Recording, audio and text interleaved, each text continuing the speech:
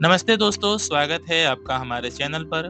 आज हम एक ऐसे सवाल पर बात करने वाले हैं जो सदियों से इंसानियत को परेशान करता आ रहा है। क्या ईश्वर वास्तव में अस्तित्व रखते हैं? कल्पना कीजिए, रात का आकाश, तारों भरी आकाशगंगा, और आप सोचते हैं यह सब कैसे बना? संयोग से या किसी महान शक्ति ने डिजाइन किया?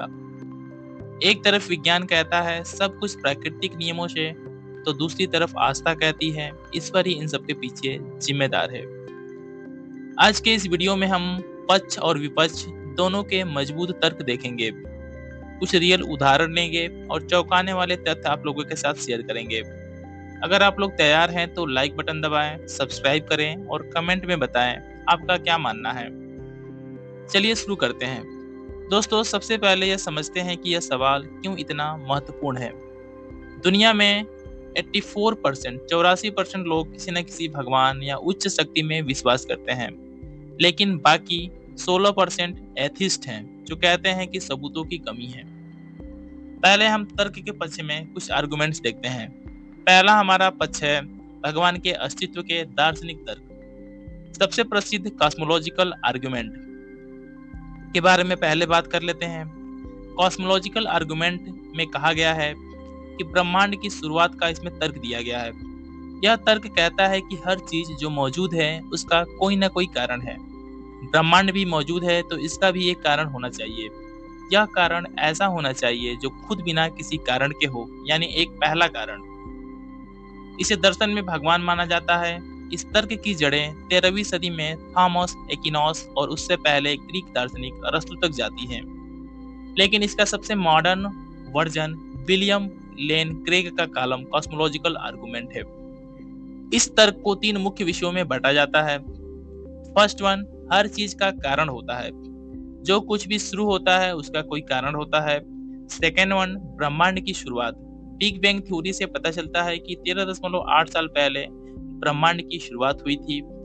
थर्ड वन, इसलिए ब्रह्मांड का एक कारण है, जो कारण अनकॉज्ड होना चाहिए, यानी भगवान।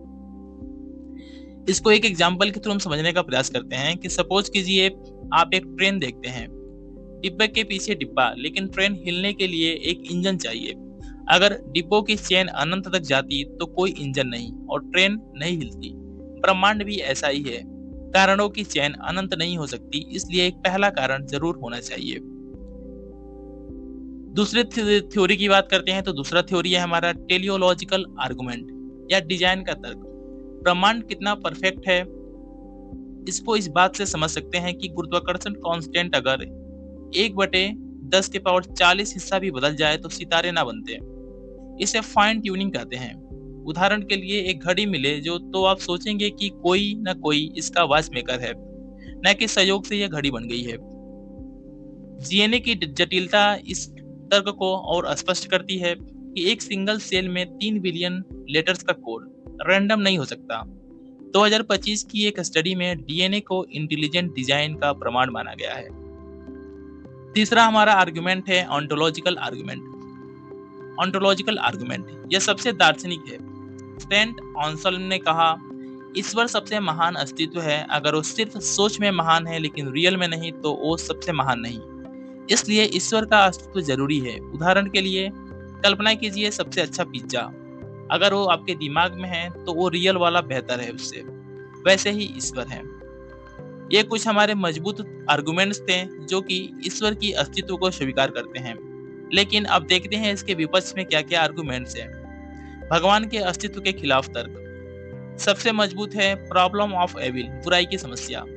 अगर भगवान सर्वशक्तिमान और सर्व कल्याणकारी है तो दुनिया में कैंसर, युद्ध, भूकंप क्यों है? एपिक्यूरस ने 2000 साल पहले पूछा, या तो भगवान चाहते नहीं या कर नहीं सकते।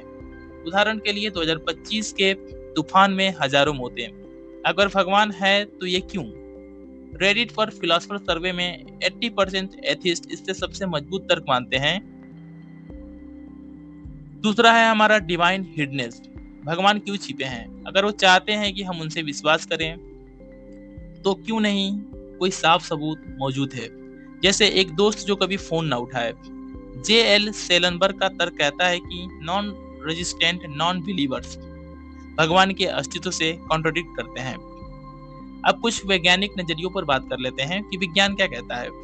कुछ वैज्ञानिक भगवान को सपोर्ट करते हैं। 2025 में WSJ पॉडकास्ट में कहा गया कि बिग बैंग और फाइन ट्यूनिंग ने भगवान के तर्क को मजबूत किया है। लेकिन कई जैसे स्टीफन हॉकिंग कहते थे कि ब्रह्मांड बिना भगवान के भी चल सकता है। उदाहरण के तौर पर मल्टीवर्स थ्योरी। ब्लेज पेस्कल ने कहा भगवान में विश्वास एक जुआ है, अगर है तो स्वर्ग मिलेगा, अगर नहीं तो नुकसान कम। उदाहरण के तौर पर लॉटरी टिकट खरीद लो, शायद जीत जाओ, लेकिन क्रिटिक्स कहते हैं गलत भगवान में विश्वास भी नुकसानदायक होता है। दोस्तों, भगवान का अस्तित्व साबित या खंडन मुश्किल है। यह विश्वास, तर्क और अनुभव का मिश्रण है।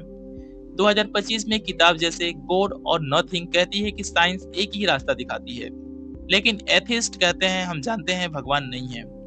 तो ईश्वर का अस्तित्व साबित या खारिज करना आसान नहीं। पक्ष में ब्रह्मांड की सुंदरता, विपक्ष में दुख की हकीकत। लेकिन एक बात साफ है, यह सवाल हमें सोचने पर मजबूर करता है।